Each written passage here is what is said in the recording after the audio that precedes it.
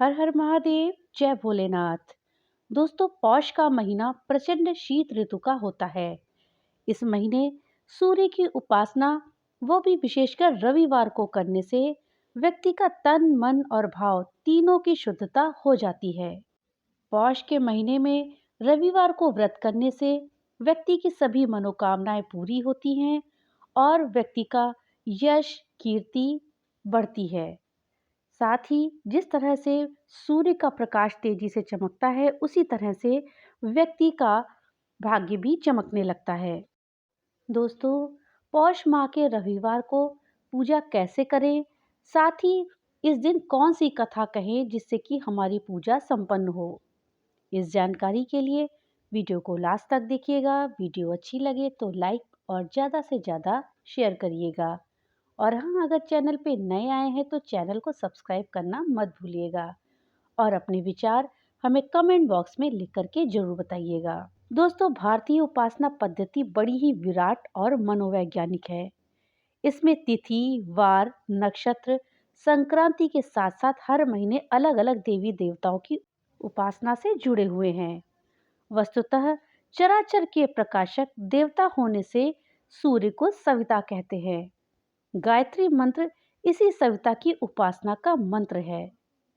साक्षात सृष्टिकर्ता विधाता, जो न केवल पृथ्वी, अंतरिक्ष और धूलोक को प्रकाशित करते हैं, बल्कि चराचर जगत को भी नियंत्रित करते हैं। समस्त देवताओं के मुखिया भगवान भास्कर अपने धाता स्वरूप से संपूर्ण जगत को धारण करने तथा सबको कर्म जगत में प्रेरित करने के लिए वंदनीय हैं। जगत की समस्त घटनाएं तो सूर्य देव की ही लीला से संपन्न होती हैं।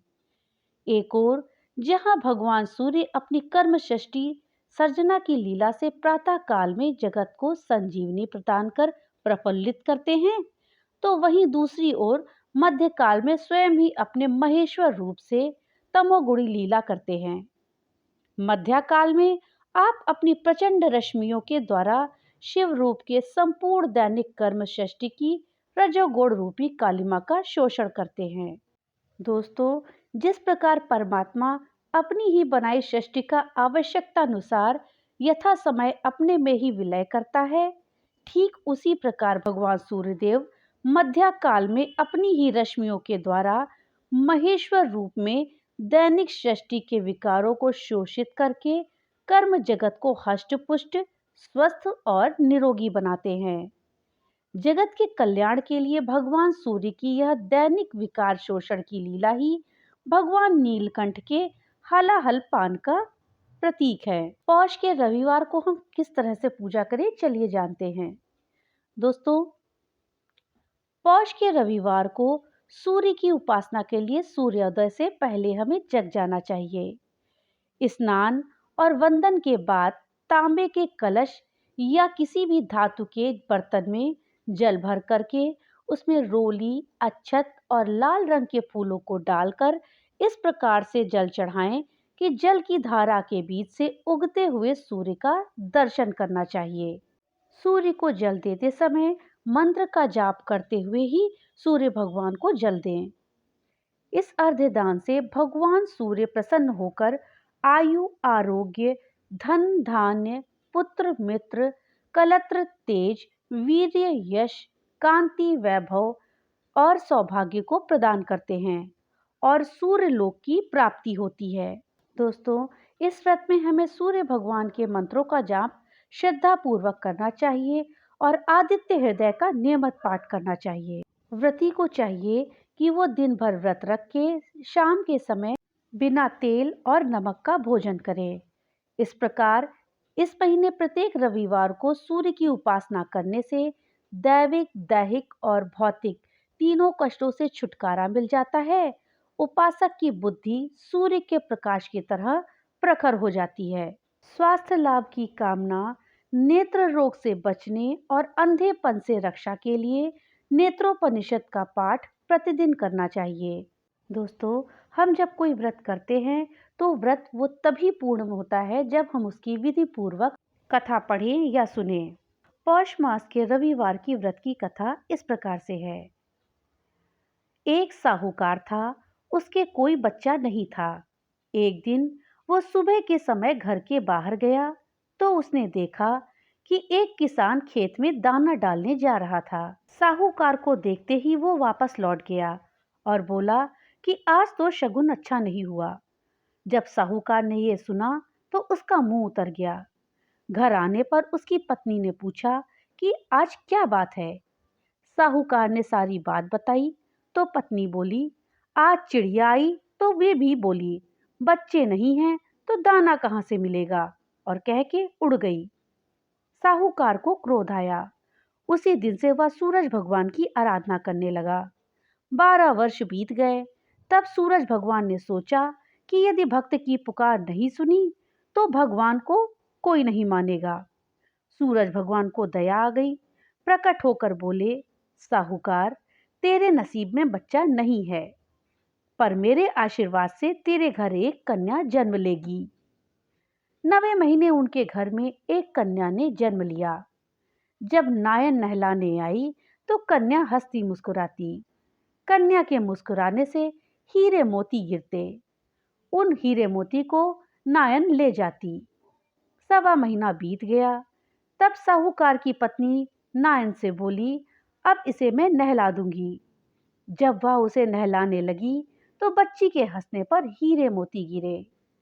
अब वो समझ गई कि नायन ने तो खूब हीरे मोती इकट्ठे किए होंगे। जब लड़की बड़ी हुई तो माँ बाप ने सोचा कि घर में तो धन बहुत है, घर जमाई रख लेते हैं। उन्होंने एक गरीब लड़का ढूंढा और उसके साथ अपनी लड़की का विवाह करा दिया। माँ दिन उगते ही बेटी को उठाने जाती और उसका मुंह देखती।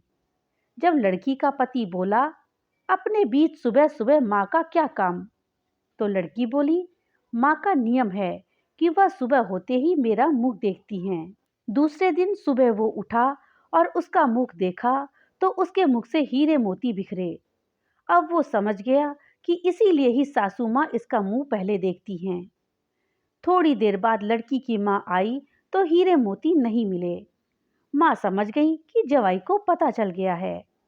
माँ के मन में कपट आया। उसने एक आदमी को जवाई को जान से खत्म करने के लिए भेज दिया। आदमी ने जवाई को मार डाला और उसका सिर सासू माँ को लाकर दे दिया। सूरज भगवान ने देखा कि हमारी दी हुई कन्या का पति मर गया है। सूरज भगवान मनुष्य के रूप में भिक्षा मांगने आए और उस कन्या के पति का सिर साथ ले आए। उन्होंने उसके अंग जोड़कर अमृत का छींटा दिया। तब उसका पति उठ के बैठ गया। घर गया तो बेटी ने पूछा, पौष रविवार व्रत का मेरा नियम है कि दिन अस्त हुए बाद खाना नहीं खाना, तो फिर आप इतनी देर से क्यों आए? वो बोला कि मुझे मारने के लिए तेरी माँ ने आदमी भेजा था और सारी कहानी बता दी। तब बेटी बोली कि अब हम यहाँ नहीं रहेंगे। जो माँ मेरा सुहाग छीन ले वो किस काम की। बेटी अपने पति के साथ अलग घर में रहने लगी। उसके घर में धन सुख समृद्धि हो गई और उसकी माँ के घर में धीरे धीरे दरिद्रता आ गई। जैसे सूर्य भगवान बेटी पर प्रसन्न हुए वैसे ही सब पर प्रसन्न हो। बोलो सूर्य भगवान की जय। दोस्तों, सूर्य भगवान की एक अन्य कथा के अनुसार प्राचीन समय में एक बुढ़िया रहती थी। वो नियमित रूप से रविवार का व्रत करती थी। रविवार के दिन सूर्योदय से पहले उठकर बुढ़िया स्नान आदि से निवृत्त होकर आंगन को गोबर से लीपकर स्वच्छ करती। इसके बाद सूर्य भगवान की पूजा करते हुए रविवार व्रत की कथा सुनकर सूर्य भगवान का भोग लगाकर दिन में एक समय भोजन करती थी। भगवान सूर्यदेव की अनुकंपा से बुढ़िया को किसी भी प्रकार की चिंता और कष्ट नहीं था। धीरे धीरे उसका घर धन धान्य से भर रहा था। उस बुढ़िया को सुखी होते देख उसकी पड़ोसन उससे बुरी तरह जलने लगी। बुढ़िया ने कोई गाय नहीं पाल रखी थी, अतः वह अपनी पड़ोसन से आंगन में बंधी हुई गाय का गोबर लाती थी। पड़ोसन ने कुछ सोचकर अपनी गाय को घर के भीतर बांध दिया। रविवार को गोबर ना मिलने से बुढ़िया अपना आंगन नहीं लीप सकी। आंगन ना लीप पाने के कारण उस बुढ़िया ने सूर्य भगवान को भोग नहीं लगाया और उस दिन स्वयं भी भोजन नहीं किया। सूर्यास्त होने पर बुढ़िया भूखी प्यासी सो गई। रात्रि में सूर्य भगवान ने उसे स्वप्न में दर्शन दिए और व्रत न करने तथा उन्हें भोग न लगाने का कारण पूछा। बुढ़िया ने बहुत ही तरुण स्वर में पड़ोसन के द्वारा घर के अंदर गाय बांधने और गोबर न मिलने की बात कही। सूर्यदेव ने अपनी अनन्य भक्त बुढ़िया की परेशानी का कारण जानकर उसके सब दुख दूर करते हुए कहा, हे माता, तुम प्रत्येक रविवार को मेरी पूजा और व्रत करती हो। मैं तुमसे अति प्रसन्न हूँ और मैं तुम्हें ऐसी गाय प्रदान करता हूँ जो तुम्हारे घर आंगन को धन धान्य से भर देगी। तुम्हारी सभी मनोकामनाएं पूरी होंगी। रविवार का व्रत करने वालों की मैं सभी इच्छाएं पूरी करता हूँ। मेरा व्रत करने व कथा सुनने से बांझ स्त्रियों को पुत्र की प्राप्ति होती है। स्वप्न में उस बुढ़िया को ऐसा वरदान देकर सूर्य भगवान अंतर्ध्यान हो गए। प्रातःकाल सूर्योदय से पूर्व उस बुढ़िया की आंख खुली तो वह अपने घर के आंगन में एक सुंदर गाय और बछड़े को देखकर हैरान हो गई। गाय को आंगन में बांधकर जल्दी से उसे चारा लाकर खिलाया। पड़ोसन ने उस बुढ़िया के आंगन में बड़ी सुंदर गाय और बछड़े को देखा तो वह उससे और अधिक जलने लगी। तभी गाय ने सोने का गोबर किया। गोबर को देखते ही पड़ोसन की आंखें फट गईं। पड़ोसन ने उस बुढ़िया को आसपास ना देखकर तुरंत उस गोबर को उठाया और अपने घर ले आई और अपनी गाय का गोबर वहां रख आई। सोने के गोबर से पड़ोसन कुछ ही दिनों में धनवान हो गई। गाय प्रतिदिन सूर्योदय से पूर्व सोने का गोबर दिया करती थी और बुढ़िया के उठने से पहले पड़ोसन उस गोबर को उठाकर ले जाती थी। बहुत दिनों तक बुढ़िया को सोने के गोबर के विषय में कुछ भी पता नहीं चला। बुढ़िया पहले की तरह ही हर रविवार को भगवान सूर्यदेव का व्रत करती और कथा सुनती रही। लेकिन जब सूर्य भगवान को पड़ोसन की चालाकी का पता चला तो उन्होंने तेज आंधी चलाई और आंधी का प्रकोप देखकर बुढ़िया ने गाय को घर के भीतर बांध दिया। सुबह उठकर बुढ़िया ने सोने का गोबर देखा तो उसे बहुत ही आश्चर्य हुआ। उस दिन के बाद बुढ़िया गाय को घर के भीतर ही बांधने लगी। सोने के गोबर से बुढ़िया कुछ ही दिनों में धनी हो गई।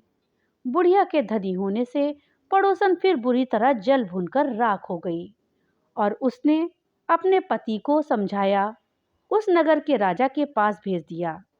राजा को जब बुढ़िया के पास सोने के गोबर देने वाली गाय के बारे में पता चला तो उसने अपने सैनिक भेजकर बुढ़िया की गाय को लाने का आदेश दे दिया। सैनिक उस बुढ़िया के घर पहुंचे। उस समय बुढ़िया सूर्य भगवान को भोग लगाकर स्वयं भोजन करने वाली थी। राजा के सैनिकों ने गाय और बछड़े को खोला और अपने साथ महल की ओर ले चले। बुढ़िया ने सैनिकों से गाय और उस बछड़े को न ले जाने की प्रार्थना करी। बहुत रोई चिल्लाई, लेकिन राजा के सैनिक नहीं माने। गाय और बछड़े के चले जाने से बुढ़िया को बहुत दुख हुआ। उस दिन उसने ना तो कुछ खाया और ना ही पिया और सारी रात सूर्य भगवान से गाय और बछड़े को लौटाने के लिए प्रार्थना करती रही। उधर सुंदर गाय को देखकर राजा बहुत खुश हुआ और सुबह जब राजा ने सोने का गोबर देखा तो उसके आश्चर्य का ठिकाना नहीं रहा। उधर सूर्य भगवान को भूखी प्यासी बुढ़िया को इस तरह प्रार्थना करते देख उस पर बहुत करुणा आई। उसी रात सूर्य भगवान ने राजा को स्वप्न में कहा, राजन, बुढ़िया की गाय और बछड़ा तुरंत लौटा दो, नहीं तो तुम पर विपत्तियों का पहाड़ टूट पड़ेगा, तुम्हारा महल नष्ट हो जाएगा। सूर्य भगवान के सपने से बुरी तरह भयभीत राजा ने प्रातःकाल उठते ही गाय और बछड़ा बुढ़िया को लौटा दिया। राजा ने बहुत सा धन देकर बुढ़िया से अपनी गलती के लिए क्षमा मांगी। राजा ने पड़ोसन और उसके पति को उसकी दुष्टता के लिए दंड दिया। फिर राजा ने पूरे राज्य में ये घोषणा कराई कि सभी स्त्री पुरुष रविवार का व्रत किया करें। रविवार का व्रत करने से सभी लोगों के घर धन धान्य से भर गए। चारों ओर खुशहाली छा गई। सभी लोगों के शारीरिक कष्ट दूर हो गए। राज्य में सभी स्त्री पुरुष सुखी जीवन यापन करने लगे।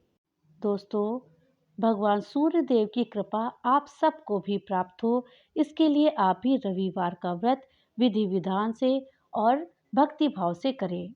दोस्तों, ये थी रविवार के व्रत की कथा।